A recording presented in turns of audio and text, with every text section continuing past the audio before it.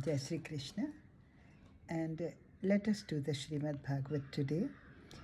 And you remember that last time we were speaking about of course, we are still continuing with the duties of a householder, the duties of a grahasti, and we are reading from Tejomananji's discourses on the Srimad Bhagavat.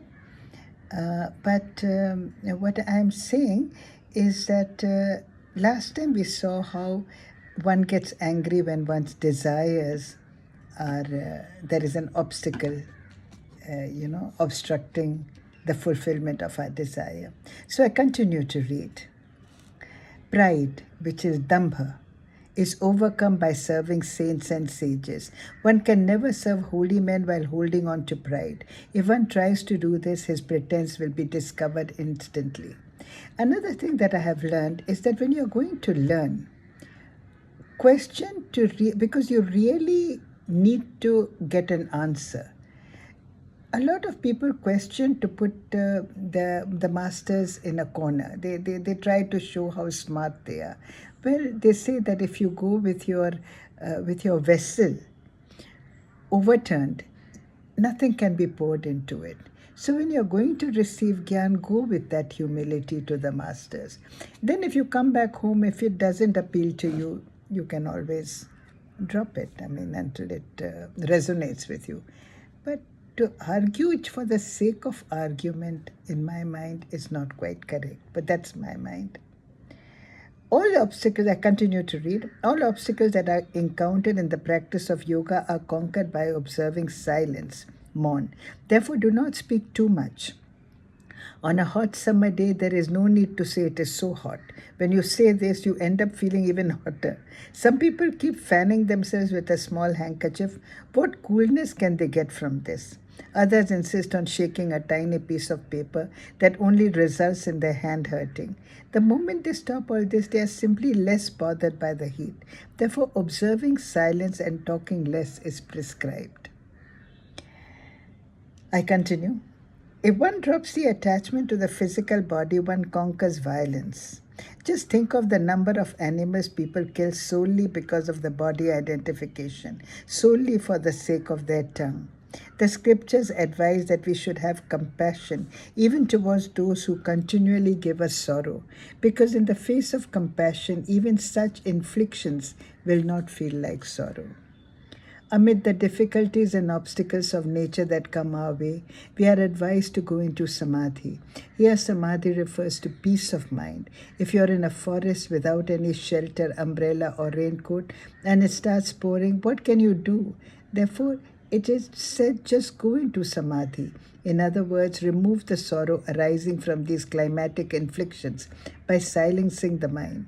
Conquer tamas and with rajas and rajas with satwa. Now, how does one conquer tamas with rajas and rajas with sattva? We know that sattva is the highest.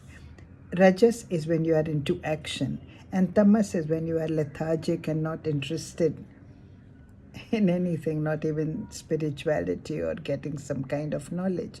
So, from tamas, if you're doing nothing, if you're into a depressed state of mind, then move into rajas, where you are doing some actions. You are acting. And from rajas, we move on to sattva. So let the progress be a gradual one. All these teachings are most beneficial, but how long will we try to follow these injunctions piece by piece? How long will it take to be successful in following them? Naradji said, he who is endowed with devotion to the Guru, who has been graced with Guru Bhakti, easily develops all these noble qualities. Therefore, it is said that the easiest and simplest way to conquer all obstacles of the mind is to have devotion to the Guru. And obviously, you should make a Guru who, whatever he says, resonates with you. And then when it resonates with you, then accept what he says. A lot of people I notice are in the habit of asking, should my child marry so and so? Should my child do this? Should he?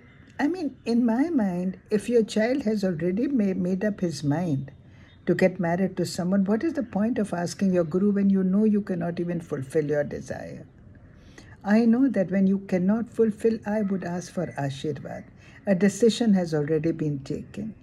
Then what is the point of confusing oneself? But this is again the way I feel about it. And I continue. Naraji taught an important principle here. He stated clearly, anyone who looks upon the Guru, who is God himself, who bestows self knowledge as an ordinary man, is worthless in his learning. If you look upon your Guru as an ordinary man, then what is that?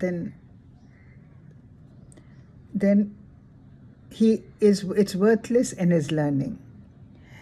All his learning is as useless as the elephant's bath. The elephant spends hours bathing and then throws dirt all over itself as soon as it comes out of the water. Devotion to the Guru is thus beautifully extolled here. Bhagwan Adi Shankaracharya has written Bhaja Govindam.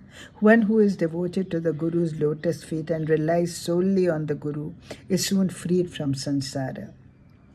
The seventh canto, which expounds and Asuri Devi and Manavi Vasanas conclude here.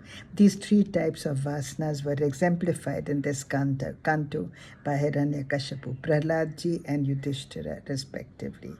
So we start the canto 8 next time. And until then, you take care and God bless.